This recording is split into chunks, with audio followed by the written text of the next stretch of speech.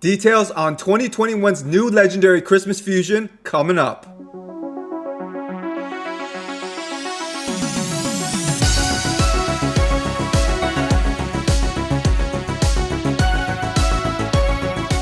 What is going on, Raiders? Soda Dragon here with some fresh new info on the legendary fusion for this Christmas, Tatura Rhymehide. So he is that golden lion looking character in this pick. That is Tatura Rhymehide, our fusion. So who are the rest of the characters? Likely new additions for December to the raid roster. I'll keep you guys updated when we get new information on these other characters. Alright guys, on to Tatura Rhymehide. So he is from the High Elf faction, even though he doesn't look like it. He's a defense-based champ, and he is of the Spirit Affinity. So Plarium says that this character is going to help you out in PvE content like the Doom Tower and the Hydra. So let's look over his kit and see if that's the case. Let's start with his A1 Solar Ray. Attacks one enemy. Has an 80% chance, probably bookable to 100, of placing a 50% decreased accuracy debuff for 2 turns. So what do I think about the A1? Well, first off, if you told me that there is some champ in this game that has an 80 to 100% chance to land a debuff on their A1, I would say, great, that is awesome. Whatever debuff it is, you can count on that 80 to 100% chance to land, excellent.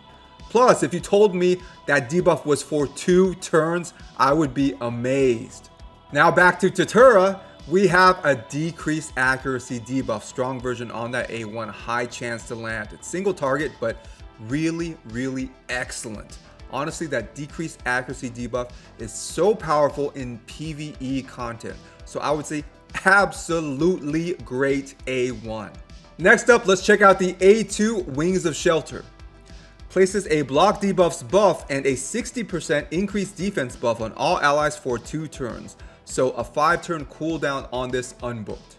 So what do I think about this A2? Well, firstly, the increased defense buff strong version is really good. Plus the block debuffs buff is really nice as well, but they are not overpowered as a combination. So I think the A2 will be bookable to a 3-turn cooldown. So if it is true that this A2 is bookable to a 3-turn cooldown, then I would say absolutely excellent A2. If it's only bookable to a 4-turn cooldown, I would say good A2. On to the A3 Otherworld Breach. Attacks all enemies. Places a perfect veil buff on all allies except this champion for 2 turns. Also places a shield buff on this champion for 2 turns equal to 20% of the damage inflicted. This is on a 5-turn cooldown unbooked. So for this A3, we're seeing a Duchess-like effect from Tatura. So he's going to perfect veil everybody on the team except himself. But yes, he is going to protect himself. He's going to put a shield on himself equal to 20% of the damage dealt from this A3. Now, we do not know the damage multipliers yet, but typically when you get a shield based off the damage dealt, unless you're talking like a really big crowd, something like the Spiderlings in the Spider, you're not going to get a very big shield. So how good is this A3? Well, it's going to depend on the cooldowns if you can reduce them. So if it stays at a 5-turn cooldown, it is unbookable any further, then this is going to be an okay A3, to be honest. If we get this at a 4-turn cooldown, which is the same as Duchess, when booked, then that would be really, really good. Now, Duchess is much better because she has a block debuffs buff, and she also has an increased attack buff with that perfect veil. Here, we're not seeing any other buffs for the rest of the team except that perfect veil. That's why I think it's actually possible that they could bring this down to a 3-turn cooldown. I don't think that this would be overpowered because there are no other buffs except that perfect veil. And yeah, this guy would be taking all the damage, right?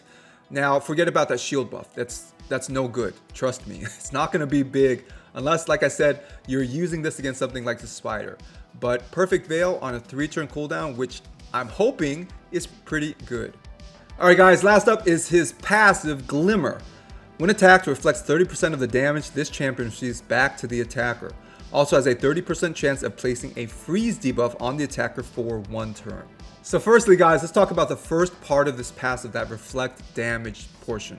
So typically reflect damage, to be honest, it sucks in this game. So War Chief reflects double this damage back. War Chief reflects 60% of the damage back. Now what good is it? None, to be honest. It's really annoying when you're fighting him in the Doom Tower and you do an AoE and you have multiple War Chiefs and they kill your AoE nuker. But as far as you having reflect damage, it's not that great. Now, it used to be that reflect damage could proc War Master, which was awesome, but they took that away. I understand Brogni's shield can proc that, but the straight reflect damage passive, if it's the same thing as War Chief, then it is nerfed and it cannot proc War Master. So this 30% reflect damage is pretty much next to useless. But what about this second part? Here we have a 30% chance to freeze the attacker, which is actually pretty good. Think about it. If you're using that A3 Perfect Veil on everybody but this champion, then people are pretty much forced to attack this champion, at least with their single target attacks. And he's a 30% chance to freeze them. So really, really good as far as this second part of his passive. And guys, fingers crossed, I definitely hope that this is bookable to a higher chance. Reflect damage, forget that. I'm talking about the freeze chance. It would be great if we could get maybe 40, 50% chance to freeze. Now, is that likely? Who knows, to be honest. Sometimes they release, really broken champions. I'd hate to see this passive be bookable to, let's say, 50% chance for the freeze. And then it's too overpowered and they nerf it. So I'd rather much see from the start something more reasonable. Maybe a 35%, 40% chance to freeze when booked. That would be really, really good. 50% chance when booked, that's scary. Because people are going to put books into this dude and then they're going to nerf him.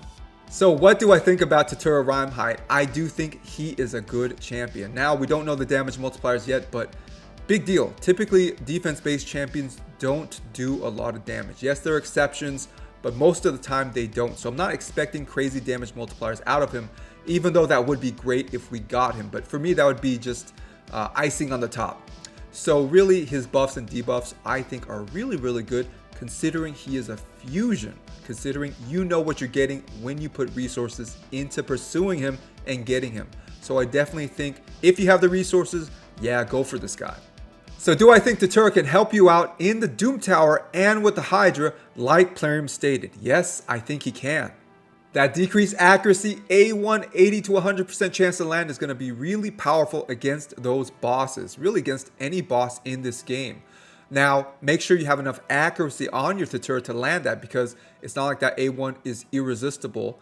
But if you do have enough accuracy, yes, you are basically cutting in half the accuracy of those bosses. That means if you have a little bit of resistance on your characters, and definitely you should build some resistance into your characters when we're talking about fighting bosses, usually, yes, he's going to help you out. Those debuffs will not land. So what about the rest of his kit? Yes, most of it is going to be really useful. That A2 with the increased defense strong version plus the block debuffs buff, very useful. Just in case, let's say you don't get that A1 decreased accuracy off, or that boss, even with that decreased accuracy debuff, still has enough accuracy to land those debuffs on your characters. Now you can just block those debuffs. And you can mitigate that damage with that increased defense. Now the A3 does have that perfect veil, so you are lowering the amount of AoE damage you are taking. Plus your other characters, besides Tatura, cannot be targeted by single target attacks. So really good. So what about the passive? Well, that freeze will not work against bosses, but very useful against enemy waves, especially in conjunction with that A3, that perfect veil, making people target Tatura himself. Now, what about the reflect damage? Remember that it was nerfed by Plarium. It used to be able to proc War Master. Now it cannot. So that reflect damage is absolute garbage. Alright guys, that is it for today. So once I get more information on these other champions that they'll likely release in December, I will keep you guys updated. If you guys haven't yet, like, subscribe, and share. Turn on all notifications. Stay safe, stay warm, and I will see you guys in the next video.